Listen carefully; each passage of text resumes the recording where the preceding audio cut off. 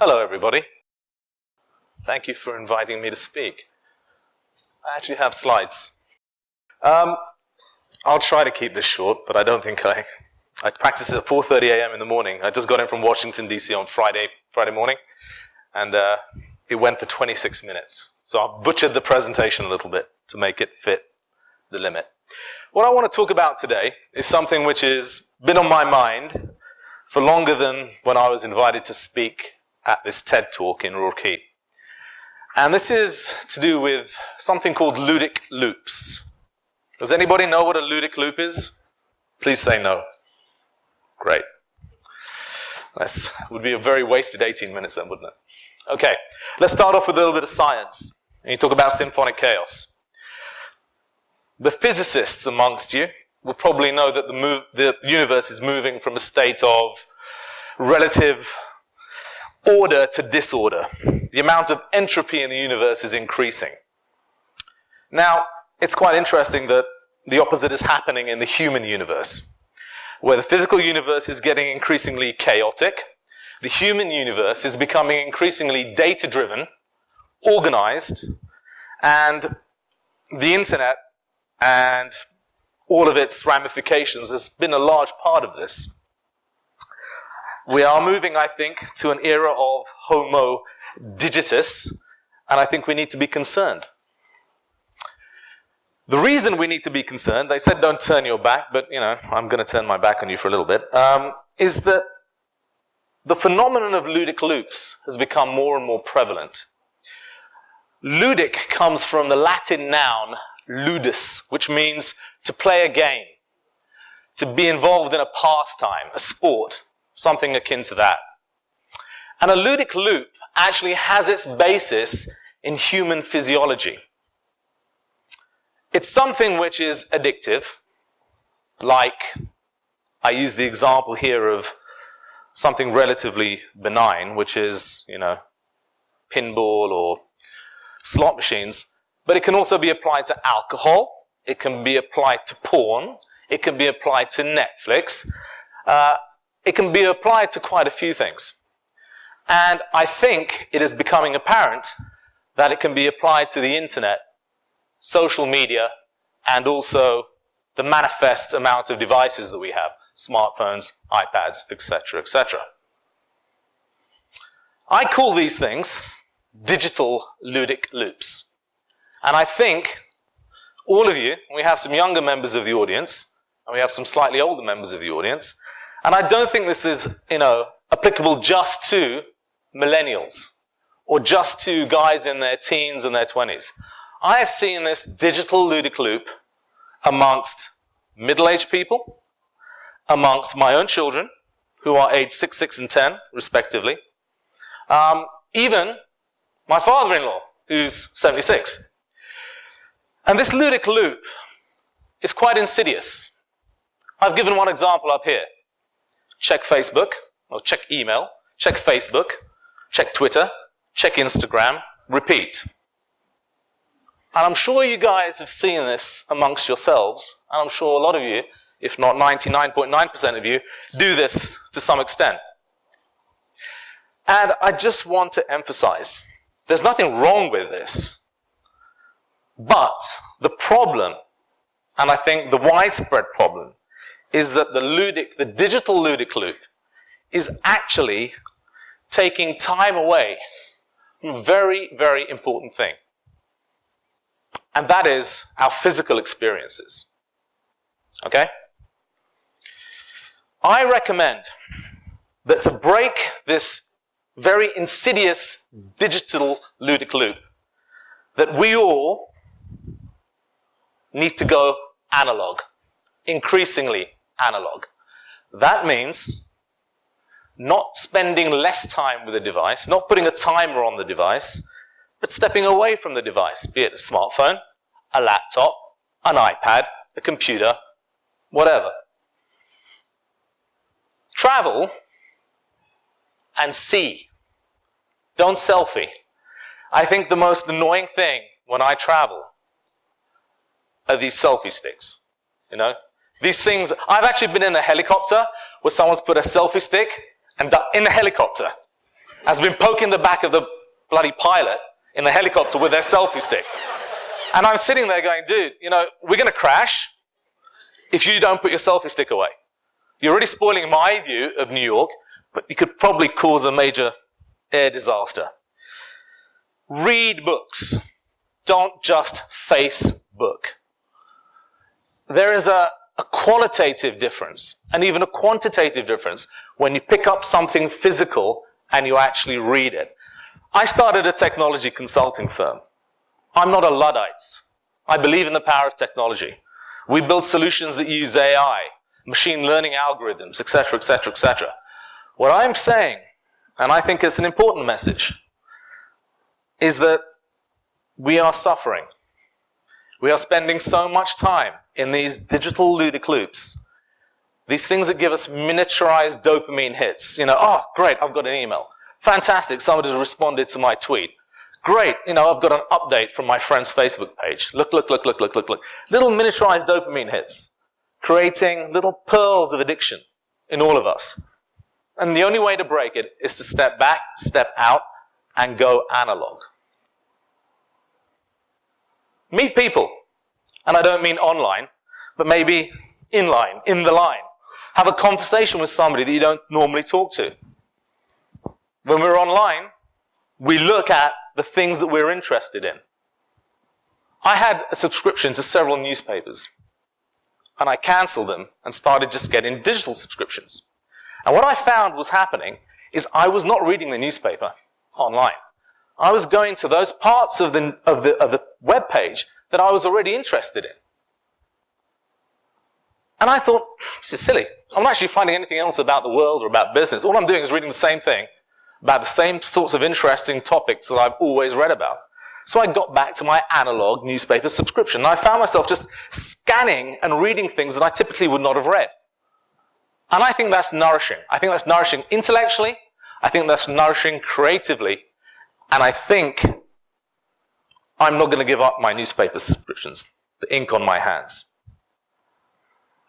And I want to make a little bit more of a scientific point. There is a theory of knowledge called epistemology. And it states, I don't think there are too many epistemologists in the room, that there are different ways of acquiring knowledge. One way, and it's a very common way, is perceptually. Through our senses, we acquire knowledge through our perceptions. Another way is through testimony. We acquire knowledge based on what people are telling us, whether that's in the media, whether that's through our lecturers, or whatever. Okay? A third way is we acquire knowledge through our inner sense. We acquire knowledge based on something that gives us pain, or pleasure, or a belief system, or spirituality, or religion. And the fourth way we typically acquire knowledge is through a process of inference. We take various parts of the information out there, and we combine it, and we infer based on that. The internet and our digital lives focus knowledge acquisition in the area of testimony. We look around on the internet, we surf, we look at the web, and we find out what other people think, what other people say. And the more time and the more resource we spend, intellectual resource we spend doing that, the less we're exercising the other three ways of acquiring knowledge, through our perceptions, through our belief systems, through the way we can infer from those things, our own opinions, thoughts. And so, the digital ludic loop is not just a trivial thing in the sense of causing us to just spend time online. I think it has ramifications, fundamental ramifications for how we acquire knowledge, how we express ourselves creatively, individually. There is another loop I'd like to talk about, and that is the loop of analog and digital, and how they intertwine and how they work. When you meet new people, when you read books, when you have visceral, physical experiences, you're building up stores of knowledge, opinions, insights. These are the bases behind how you generate content. You don't necessarily generate original content from surfing. You know, the internet as it stands, especially for students, is a palace of plagiarism, right? It's an easy way to access second-hand knowledge, second-hand opinions, and copy and paste. And I'm sure academically, you know, you're aware of this. And it's a danger, a manifest danger. The internet can be a wonderful tool for research, but increasingly amongst the student population, the temptation to plagiarize is very, very high. The more time you spend understanding things in an analog fashion, the greater the probability, the more the likelihood is that you'll have your own thoughts, your own creative inspiration, your own imaginative process will be rekindled, reignited. The benefit of the internet, the benefit of the digitized existence, is the dissemination of knowledge and the fact that it gives you feedback. So when we like things, we go to a restaurant and we put a positive review on Yelp, or we go and, you know, we see a play or a movie and we give a positive review on Facebook. These things are all useful. These things, through the theory of large numbers, these things have efficacy. You know, they're useful. But who's actually in the play? Who's in the concert? Who's the musician? This is original content. This doesn't exist devoid of an analog existence. So think about this loop, the digital ludic loop of mini dopamine hits and addiction, and how important it is to break that using analog experience to generate ideas, content, to become individuals, moving away from the theory of big data and becoming people with big ideas.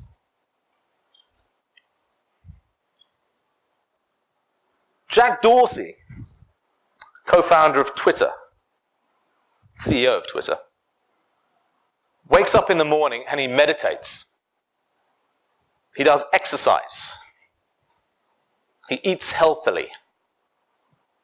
He spends his day creating new ideas for building things that will give you all miniaturized digital dopamine hits.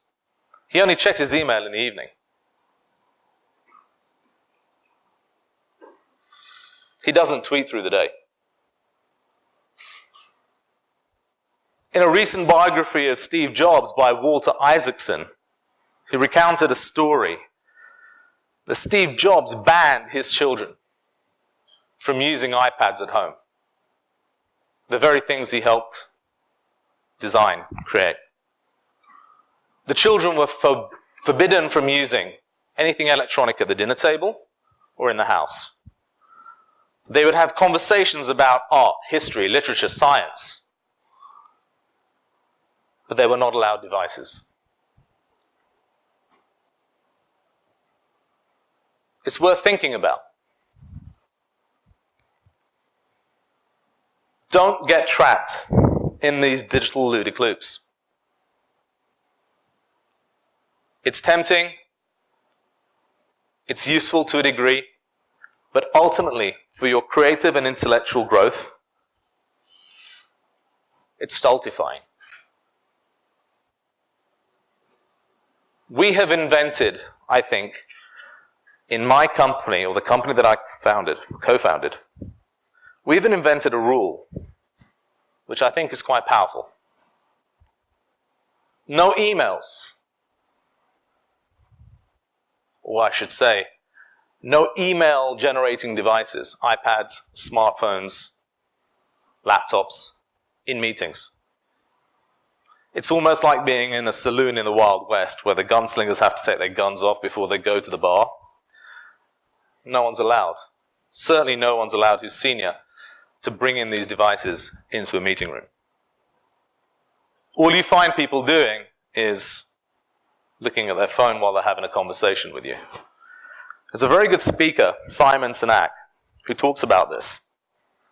And he says, these smartphones, these devices, are so pernicious that people don't give you their full bandwidth. They don't give you their full attention. And in a meeting, that's exactly what I want. When I'm speaking to a colleague, I want their full attention, and they should expect to have mine. So, at the beginning of this talk, one of the presenters said, please don't put on your smartphones, switch them off. Yet I see people, I can see the glow of the device. Thank God not in my talk.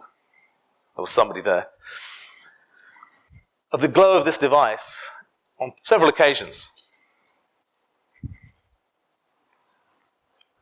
I'd like to leave you with this quote from T.S. Eliot from a play in the 30s called The Rock. I'm going to read it because I haven't memorized it. Like I said, I flew into DC this Friday morning. Where is the life we have lost in living? Where is the wisdom we have lost in knowledge? And where is the knowledge we have lost in information? This was in 1934, guys. 1934. Obviously, he was a genius, but I think it's a massive insight into our current digital age. Thank you very much.